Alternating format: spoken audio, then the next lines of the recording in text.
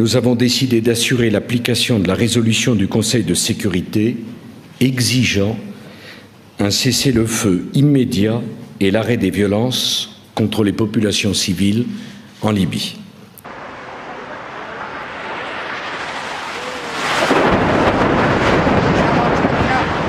Bonjour, dans ce contexte de tension énorme entre la Russie et l'Occident, avec la guerre d'Ukraine, nous allons voir aujourd'hui ce qui s'est passé en Libye. En Libye, où la guerre maintenant dure depuis 11 ans. 11 ans. Alors les images que vous allez voir sont tirées de reportages que j'ai faits là-bas en 2011 pour des télévisions françaises. Alors pourquoi les États-Unis, la Grande-Bretagne et la France ont-ils décidé de faire la guerre en Libye? Alors pourquoi cette volonté d'en finir avec le colonel Kadhafi? Je vous renvoie à un discours qu'il a fait à Sirte lors d'une réunion de la Ligue arabe.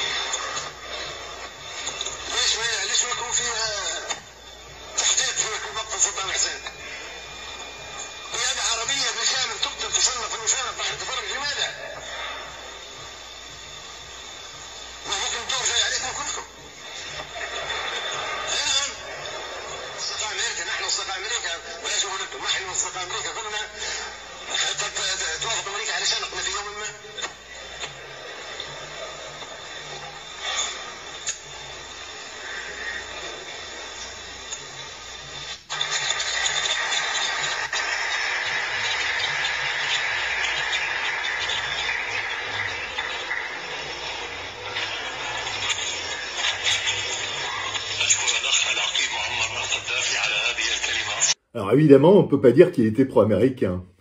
Et alors, qu'est-ce qui s'est passé avec Nicolas Sarkozy? Pourquoi Sarkozy a-t-il voulu éliminer Kadhafi? Je vous renvoie au mail d'Hillary Clinton, alors candidate à la présidence des États-Unis, que le site Wikileaks a dévoilé, qui explique clairement pourquoi la France voulait la chute de Kadhafi.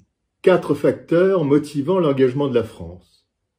Premier facteur, un désir, je cite, un désir d'obtenir une plus grande partie du pétrole libyen. Ouais, ça, on s'en doutait. Alors, accroître l'affluence française en Afrique du Nord, en particulier avec le plan de la Grande Méditerranée. Rappelez-vous, le plan de la Grande Méditerranée de Nicolas Sarkozy, c'était englober tous les pays de la Méditerranée autour de la France et faire un commerce avec tous ces pays. La Libye y était complètement opposée. Troisième raison, d'après Hillary Clinton, offrir à l'armée française une chance de rétablir sa position dans le monde.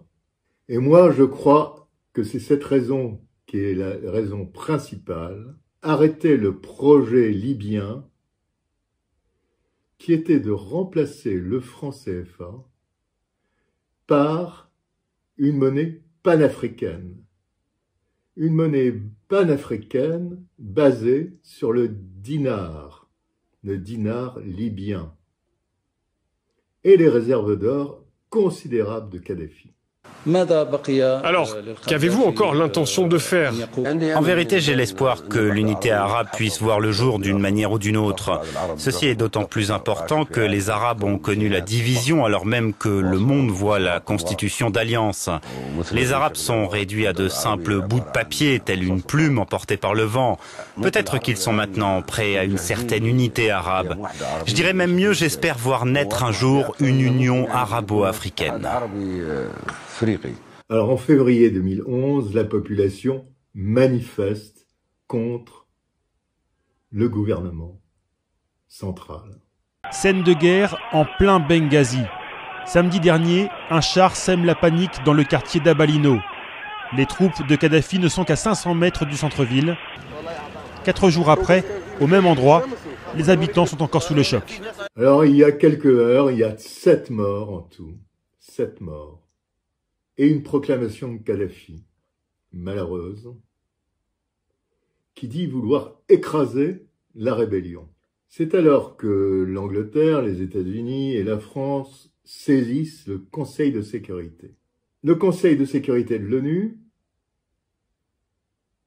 dit vouloir également protéger ces populations et autorise la France, l'Angleterre et les États-Unis à faire une zone d'exclusion aérienne, d'exclusion uniquement. Alors, chose curieuse, la Russie ne bouge pas. En effet, ce n'est pas Vladimir Poutine qui est aux manettes, mais Medvedev, qui est à ce moment-là président de la République. Vladimir Poutine n'est que Premier ministre. La machine infernale est en place. Nous avons décidé d'assurer l'application de la résolution du Conseil de sécurité exigeant un cessez-le-feu immédiat et l'arrêt des violences contre les populations civiles en Libye. C'est pourquoi, en accord avec nos partenaires, nos forces aériennes s'opposeront à toute agression des avions du colonel Kadhafi contre la population de Benghazi. D'ores et déjà, nos avions empêchent les attaques aériennes sur la ville. Alors, pour arriver à Tripoli, moi, je passe par la Tunisie et je vois des milliers et des milliers de personnes fuir la Libye. Les dernières centaines de mètres avant la frontière libyenne. Ici, en Tunisie, se pressent plus de 20 000 réfugiés venant de toute l'Afrique. Ils ont fui les combats et les bombardements.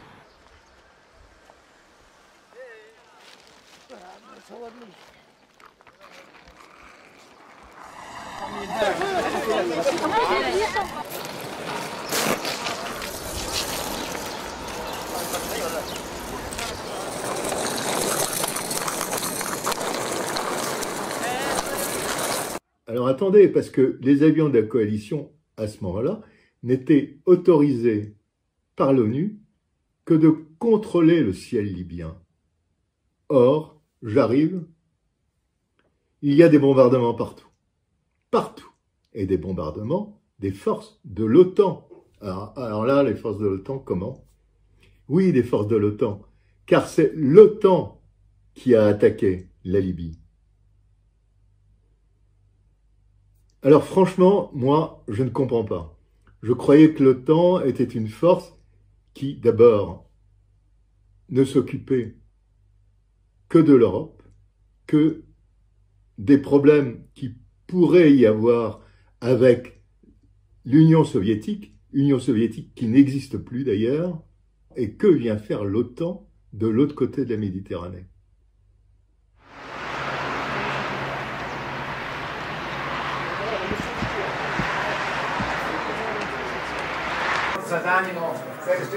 Objectif des frappes, le port et des centres de communication de l'armée libyenne.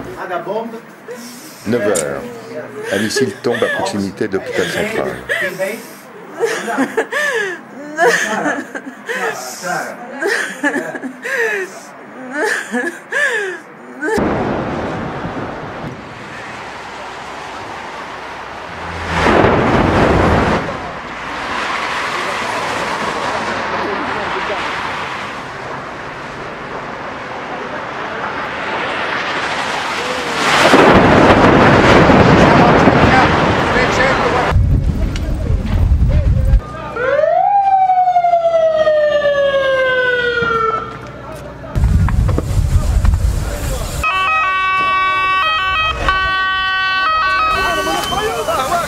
C'est un bateau de garde-côte. Very dangerous around you.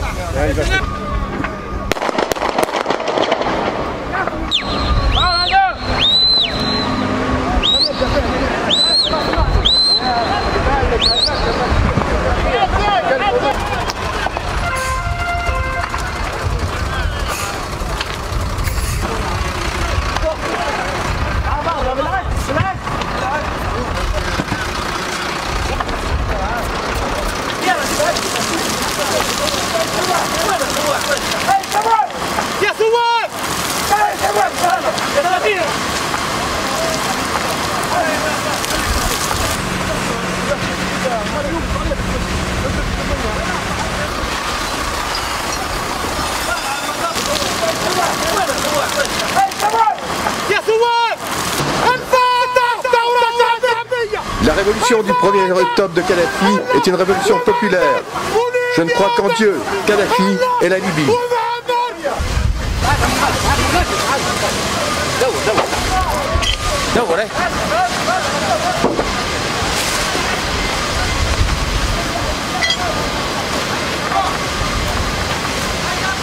Alors en 2016,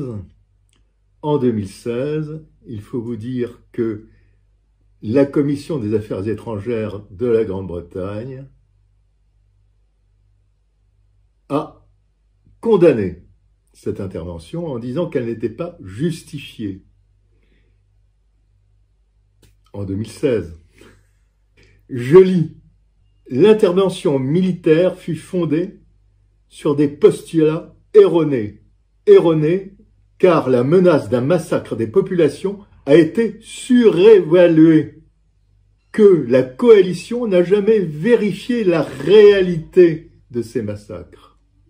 Quand même, vraiment. Alors, c'est en fait une manipulation de plus.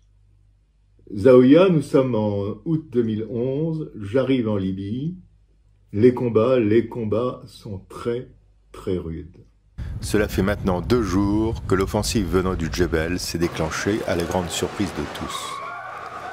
La route entre Tripoli et la Tunisie est bien coupée. Plus de carburant, ni de vivres pour les troupes gouvernementales. La prise de Zaouïa est d'un intérêt stratégique pour la rébellion. Entrée dans le centre de la ville, encore pilonnée par les mortiers. Les quartiers sont ravagés par les combats. Le grand marché n'existe plus. Les combattants du Djebel sont des guerriers. Ils savent ce que c'est qu'une arme. Bienvenue à Zaouïa.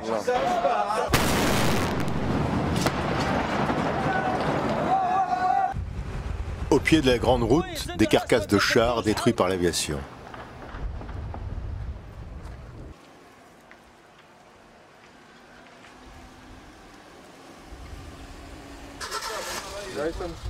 Y a-t-il encore des snipers?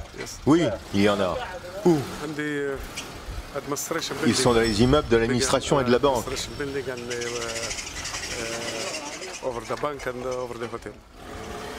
En face, les troupes de Kadhafi sont matraquées par l'aviation de l'OTAN, jour et nuit. Ils sont retranchés dans des quartiers de l'est de la ville. Ils tiennent les troupes du CNT à distance grâce à des tireurs embusqués qui contrôlent la plupart des grands axes.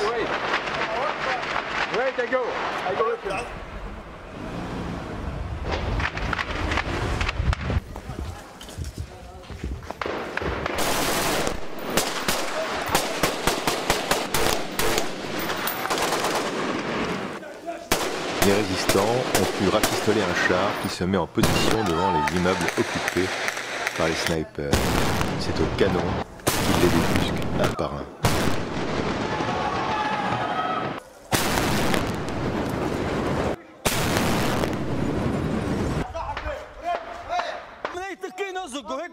Mais cela ne suffit pas. Avec un petit groupe, je me rapproche de leur position. Leur tir tient toujours les combattants à distance.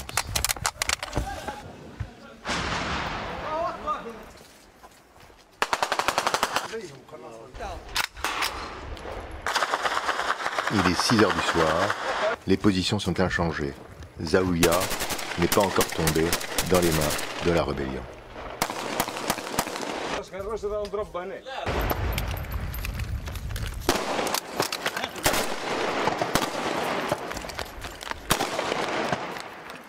Quelques jours plus tard, me voici sur la place verte, la place centrale de Tripoli, où le guide libyen faisait toutes ses démonstrations. Sur la place verte, 8h30, un spectacle inoubliable que cette place désertée, qui était le symbole de la puissance de Kadhafi, rebaptisée place des martyrs, elle est gardée par 2 pick-up du GNP. 5 heures plus tard, après avoir été pris en otage par les troupes de Kadhafi, nous revenons vers l'école militaire qui est aux mains du nouveau pouvoir. La caméra est cassée, la voiture est criblée d'éclats, je n'ai plus d'ordinateur de montage. Mes images de la prise de Tripoli m'ont été confisquées. Je n'ai plus rien, alors je tourne ces quelques vues avec ce qu'il me reste comme caméra. Partout dans Tripoli, comme ici, les combats font rage.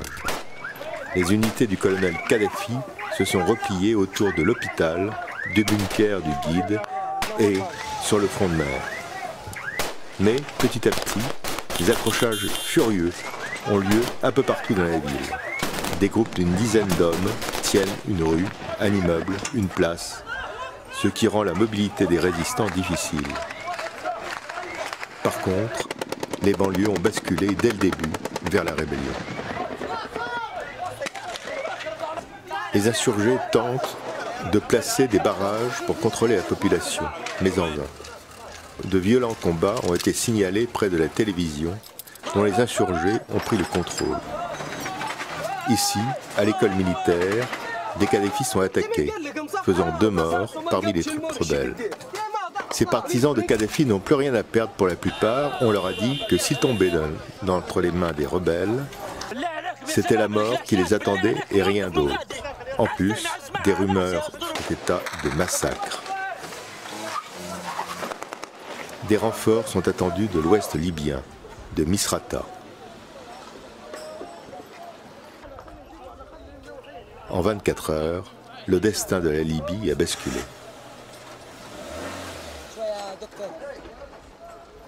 Alors c'est la fin du pouvoir de Kadhafi